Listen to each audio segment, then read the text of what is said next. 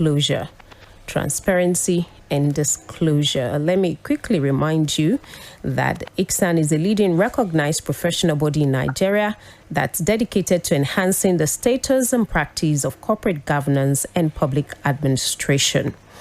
And our guest this morning, who of course will be expanding to us on transparency and disclosure, is Mr. BABASEGUN ADEWUNMI, FCIS, is council member, is a vice chairman, nomination and governance committee, is also a member of the law reform committee. Good morning, sir. Good morning, Mr. ADEWUNMI. Good morning, Fumi. Good morning, audience.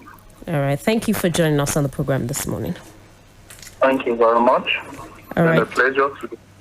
Thank you. With me in the studio is Mr. Ketefe, FCIS. He's head of research, ICSAN. Good morning, Mr. Ketefe. Good morning, Fumi. Good morning to you, our guest, Mr. BABASEGUN ADEWUNMI, FCIS, and all our listeners out there. Good morning. All right. Let's begin. Of course, we're looking at transparency and disclosure. Mr. ADEWUNMI, what is transparency and disclosure? Thank you very much, Fumi.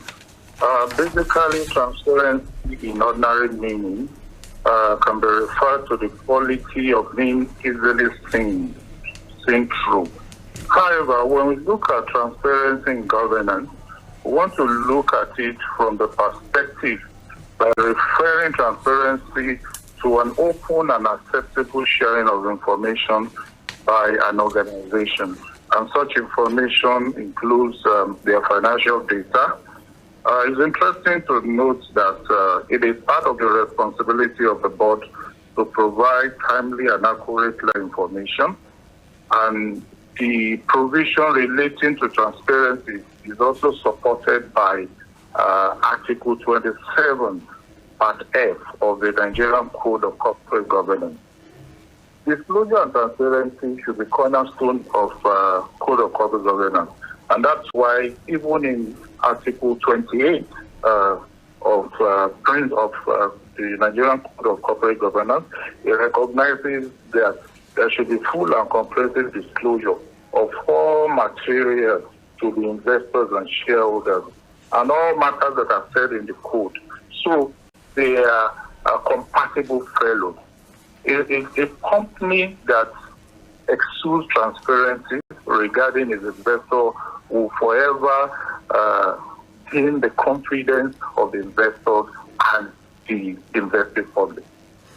All right, Mr. ADEWUNMI, of course, you already brought in the issue of, the transparency and disclosure in the context of corporate governance. I want you to give us instances of situations desiring disclosure and transparent dealings in governance. Okay, instances where disclosure and transparency is important in governance includes issues related to all financial matters in relation to an organization, and those financial matters should be prepared in a clear and unambiguous manner. Such instances also include the ownership structure of the company, which must be disclosed. The voting rights of the investors should be known. And of course, another important instance where disclosure and transparency is very important has to do with the remuneration policy for members of the board and some key executive members. Of course, such information should be disclosed. Status of investors with regards to whether they are independent members or not. Areas relating to risk factors, risk element, potential risk element, is no part of the instances where disclosure and transparency should be disclosed. They are very germane to the success of an organization. Also, issues relating to the governance structure of a company and its policy, they are very germane to the disclosure where we talk about disclosure and transparency in governance. All right. I want you to establish the difference between financial and non-financial disclosure. Okay, financial disclosure basically relates to the provision by a company, issues relating to its income, its assets, and its liabilities, which are put together. And the fundamental essence of a financial disclosure actually is to provide accurate, transparent, and timely financial information to investors to make them, to be able to encourage them to make an informed decision. Non-financial disclosure basically is also a form of transparency reporting where businesses usually discloses certain information that are not related to finance. And this information that are not related to finance includes social impact, it includes customer satisfactions, issues relating to employees' engagement, issues relating to innovation. In fact, what I would describe as the ECG, environmental, social, and corporate governance, are the non-disclosure parts, which are also very relevant.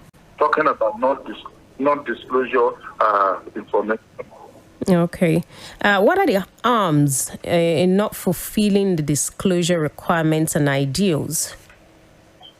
The danger in an organization fulfilling the requirement of disclosure and transparency, it would negatively impact and culminate in loss of confidence by investors.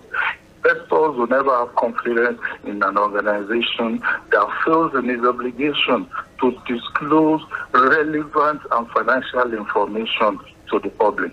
It will also lead to unwillingness on the part of the public to want to express their desire to invest in such an organization that has denied them the opportunity of disclosing relevant and financial information. In fact, it will be seen to be a violation of the provision of Article 28 of the Code of Corporate Governance, which recognizes that company must give full and comprehensive disclosure of all material to investors, to shareholders, and the investing public, so that they can have public confidence and they will be willing to further invest in such a company. So failure to do that will accumulate a lot of confidence, it will accumulate an unwillingness to want to invest, and of course it will negatively impact on such organization. Now, how important is this concept of transparency and disclosure in stakeholders' relationship? Yeah, the importance of transparency and disclosure in stakeholder relationship cannot be overemphasized. And the implication of disclosing and making transparent corporate governance policies and structure, it gives an indication, it gives a glimpse of the kind of company that the investors are relating with, because such information will give a clear indication as to how the company operates and the state of its finances. And of course, this will definitely encourage public confidence and trust in the organization and further enhance its credibility. This overemphasize the importance. It is important. Once it is done, the company is able to give public confidence and trust. They are confident that their investment is secure. They are sure that the potential risk is at the lowest step, because they are carried along. They are given information as at when necessary. And this will be seen to be in compliance with the provision of Article 27 and Article 28, talking about transparency and disclosure under the Nigerian Code of Corporate Governance 2018. All right, now on transparency, the code provides that communicating and interacting with stakeholders keep them conversant with the activities of the company and assist them in making informed decisions. Now, to what extent do you agree with this statement? I agree in total with the position as postulated pursuant to paragraph F, Article 27 of the Nigerian Code of Corporate Governance. I agree with it. And in addition to this provision further appreciates certain recommended practice, which will further enhance the relationship between the investor and the company. And part of the recommended provision, which the article has recognized, is that in addition to facilitating an interactive relationship among the stakeholders, the board of that company should also ensure its implementation of stakeholders management and communication policy, which is a recommended practice. In addition to that, the board of the company must also ensure that the reports and other communication issued to the stakeholder are in clear and easily understood languages, so that there are no ambiguities. In addition to that, communication with the stakeholders and the general public should be governed by the principle of timely, accurate, and disclosure of material information regarding the activities of the company. So these are part of what will further encourage the relationship, and of course, every investor, even other stakeholders, will be interested in further continuing their investment. And finally, it is important to mention that the board of the company should also establish an investor portal on the company's website, where necessary communication, including even the annual report, for a minimum of 5 years immediately preceding the year. Other information should be published, so that every investor, every stakeholder will easily have access to access the company website and get whatever requisite information that is needed.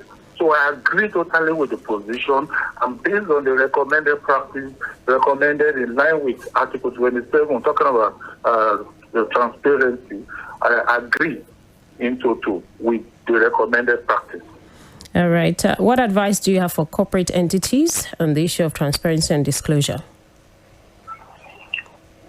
Corporate entities should endeavor, in fact, as a matter of compulsion, to ensure and adopt the principle and policy of disclosure. When the company discloses all relevant and material information, it makes life easy for such company. It leads to attraction in terms of the investing public. It also leads to attraction in terms of the stakeholders. They have more confidence in wanting to continue with the company, because all the information has been left there. All the information are known, all risk factors are disclosed, whatever issues that may be a challenge to the company are unveiled, and necessary action are taken.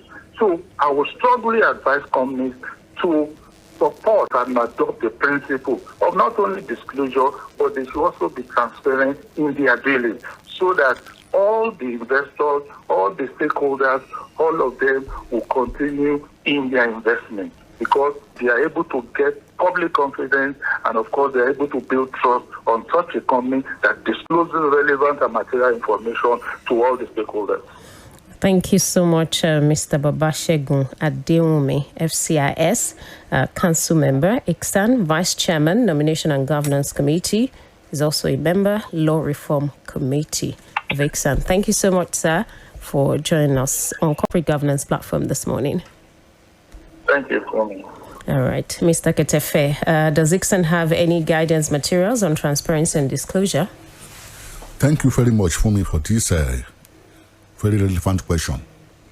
Of course, the Institute has enormous volumes of guidance materials and publications on the themes of transparency and disclosure.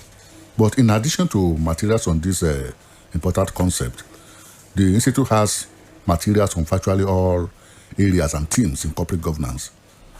The training department of the Institute also offers regular training on this theme and other topics in governance, so you can access the annual calendar of courses being offered by the training department of ICSAN on the Institute's website, that is www.icsan.org. Corporate entities can also request bespoke and specialized training from ICSAN, especially the training of their directors and top management staff on any theme in corporate governance. So for more information on ICSAN training, please contact Mike on 080-311-00462. For more information on ICSAN training, please contact Mike on 080-311-00462. Thank you and have a pleasant day. Thank you so much, Mr. Kade Ketefe, FCIS, Head of Research, ICSAN. And that's how we wrap it up this morning on Corporate Governance Platform, brought to you by the Institute of Chartered Secretaries and Administrators of Nigeria, ICSAN. We'll return again next week, Wednesday, 10:15 a.m. right here on Equator 9.7 FM. I'm Funmi Omoburi. Enjoy the rest of the day.